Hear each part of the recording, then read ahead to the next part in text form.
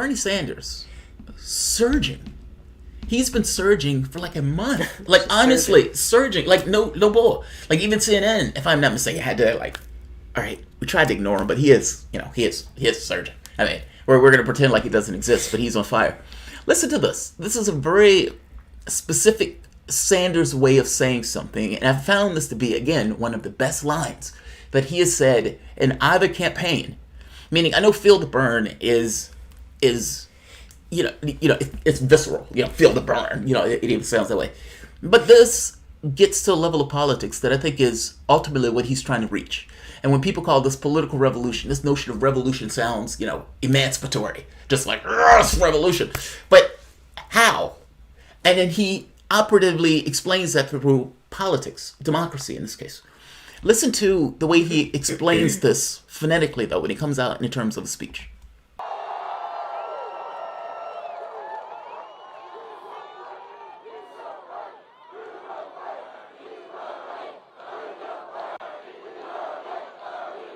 I want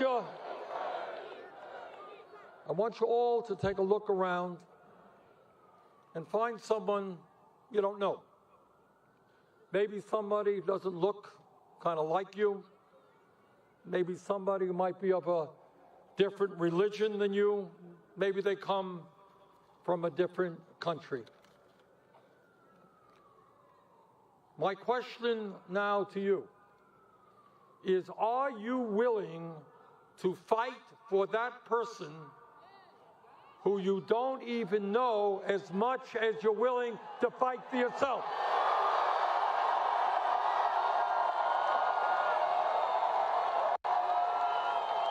Are you willing to stand together and fight for those people who are struggling economically in this country? Are you willing to fight for young people drowning in student debt, even if you are not?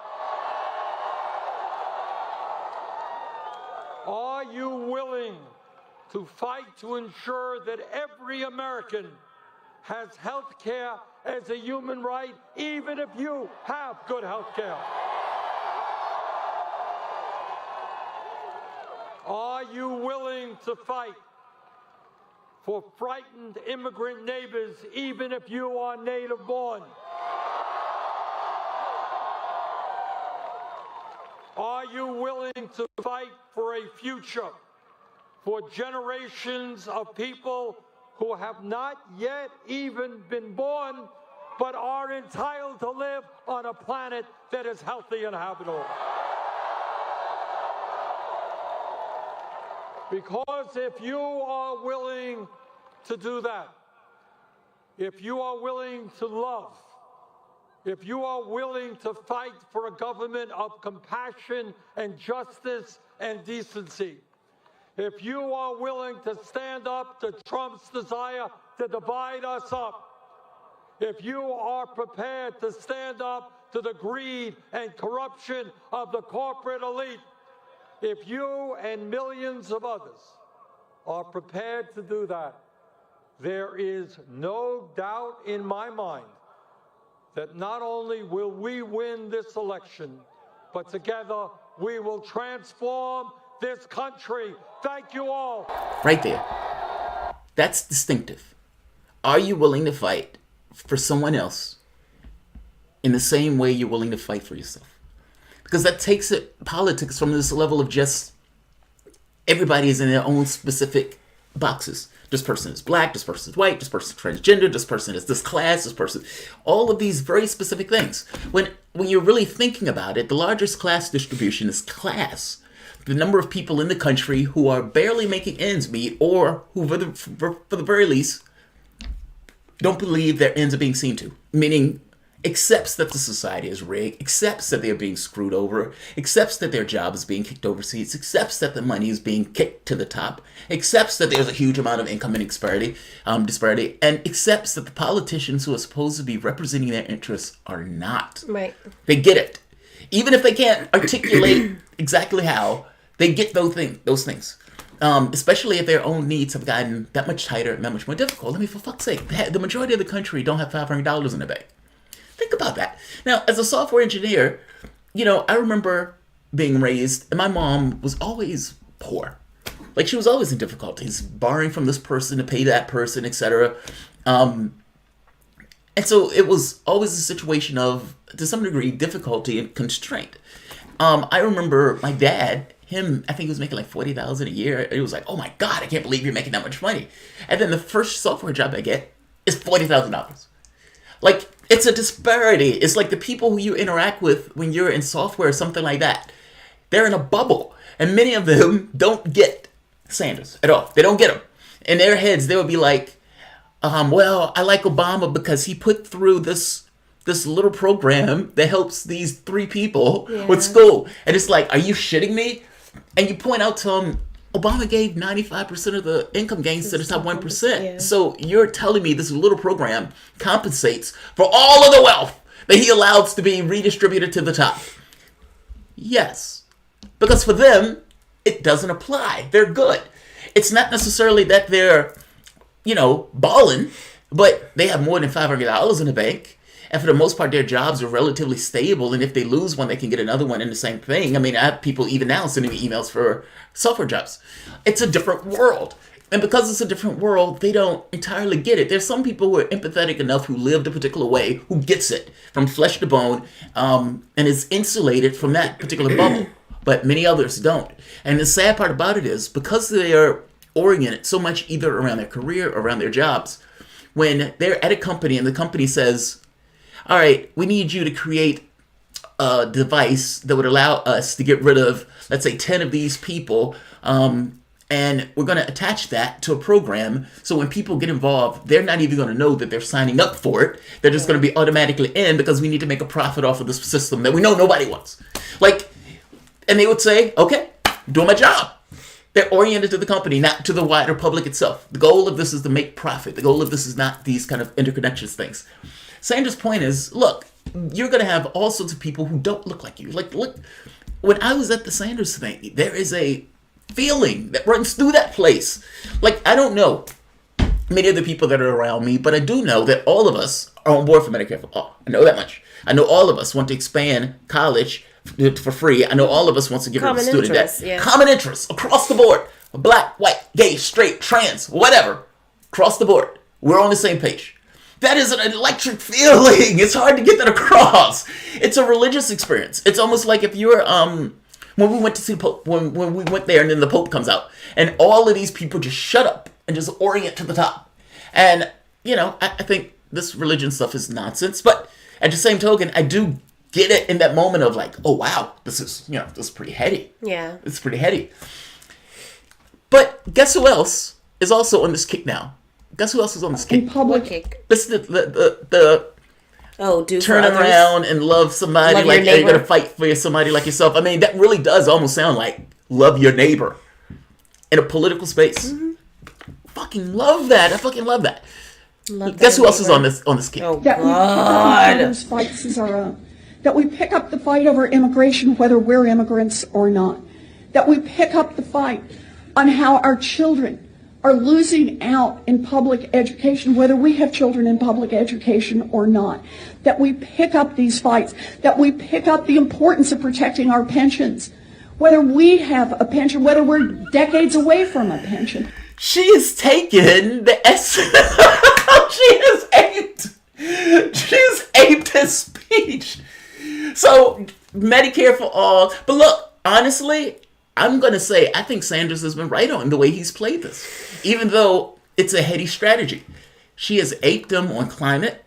She has aped them on Medicare for all. She has aped them on his criminal justice plan. She has aped him on the elimination of student debt. She's always getting to be less than where he could go.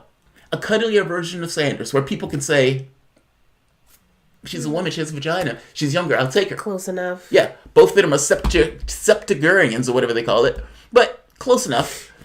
And she's even gotten to the point of, all right, what if the speech can we strip? Can we strip the speech too? It's like ripping a car and even taking the hubcaps. So fair enough. You do you, boo. You're doing what you're supposed to do. You're trying to win. And you're trying to win by aping this other guy. Here's the catch. The catch. You can only go so far, right? I mean, Sanders calls himself a socialist. So when Sanders says, yes, I want Medicare for all, I am going to increase wages in order to, increase taxes in order to pay for it, but the people are going to get a massive tax increase. The public looks at him, the guy says he's a socialist. That sounds about right for a socialist to say. And he's credible with it. He means it. He's a true believer. Everybody, the way people react to him, meaning like, if Sanders said that, people are like, get the fuck out of here. But they don't. They look at this as like, yeah! No, I mean, his adversaries find him to be an existential threat. They react to him in a way of saying, that guy's a true believer. Like they know it. They know. It's not, like, for example, when somebody says Warren is going to do a plan, Harry Reid was like, she ain't doing that shit. Harry Reid knows. Well, Wall Street, the stock goes up when she comes out with her Pete's Care plan. They know. This is not, like, whatever she is telling the audience, they know. In which case, what they know is those insurance companies aren't going anywhere. She's going to end up on a public option. She's not for Medicare for all. She's calling it a public option, Medicare for all. So who is she fooling?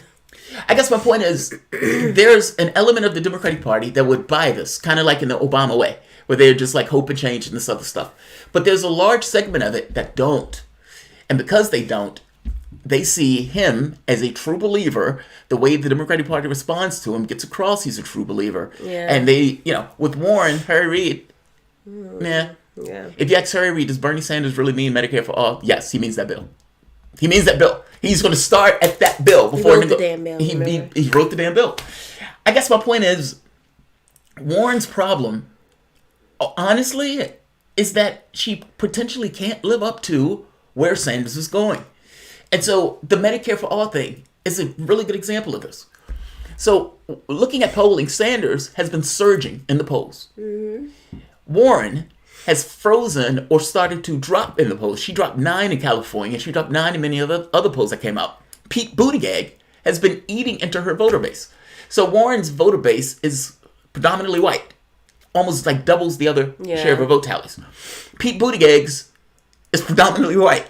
And almost doubles the vote tallies, so even though maybe less. He's pulling from her. He's feeding. They're feeding on the same vein of sorts. Now, this is national poll of college students. Sanders, 35%. Warren, 26%. Yang, 10%. These are college kids. So you already have an idea that Sanders is bringing a youth vote. The youth vote is going to be a predominant vote in coming next snow. Sanders hit number 1 in Reuters poll in the nation. Again, tied it with Joe Biden. This is Iowa.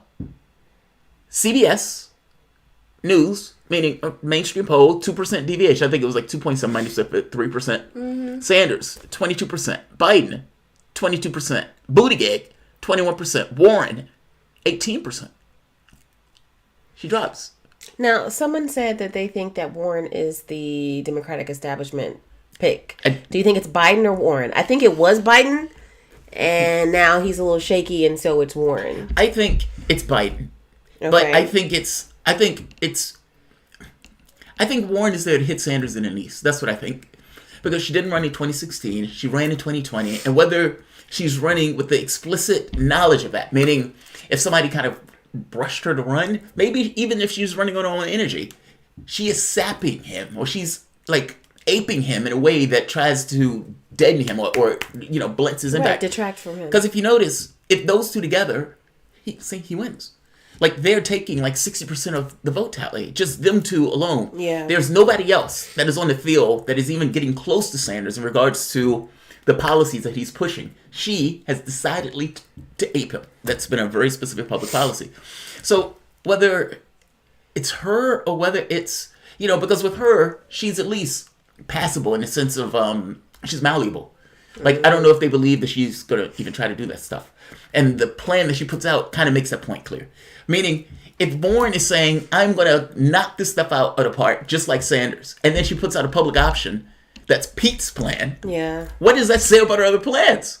Like, this is a betrayal. And her own, her base is like, oh, how dare you guys say that she's wrong for doing this. Sanders' plan has a transition, but he does it in one bill.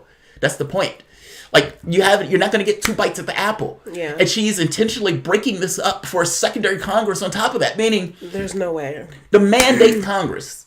That's what I'm going to call it. Because if you get in and you get your House, your Senate, and the presidency, that's your mandate Congress. She's going to give that up for an unlikely Congress, because oftentimes the party who's in power loses like 28, 30 seats. Right. So what the fuck are you doing? Like, if you mean it, you mean it. And you look at that and you like, I was thought, this is wildly impractical. Was Obama going to get 2 bites at the apple of Obamacare? No. How? I mean, after they passed Obamacare, there was like, Democrats were like hiding. Like, they were trying to get away from it. I mean, they didn't want to touch it. It became radioactive. It was just really bizarre. So, I don't know of her getting... It's not like she's putting out multiple pieces. This is one piece of legislation that she's saying she's going to also do it again. Like, I'm going to have a second referendum on this after getting in office and being elected for this. So, I get it, but that's not Medicare for all. Call it Pete's plan. I mean, Pete also wanted a pathway to Medicare for all at some point. Even Nate Silver says that's more close to Pete. Now, the question becomes, will she be penalized for that? Like, as people start criticizing that, she's going to hit for this. Biden is going to say, you're being dishonest, you're being dodgy with the numbers. Sanders is going to say, I think my Medicare for all plan is more efficient, and my plan is going to be done in one bill. It's actually Medicare for all. Pete may even say, you've stolen my plan and called it Medicare for all. Annie Klobuchar is going to say, your numbers don't add up. You're trying to... They're going to hit her. Now, the viability of Elizabeth Warren is entirely going to depend on whether she can withstand that. Yeah. If she can keep And moving, I don't think so, because if you saw last weekend, we watched that video of her. Yeah, she looked bad. She needs some wine. Yeah, she looked bad. Or you know, with Democracy Now!, when she was like being really jumpy. Yeah, she was looking bad in that. She gets a little prickly in some of these interviews.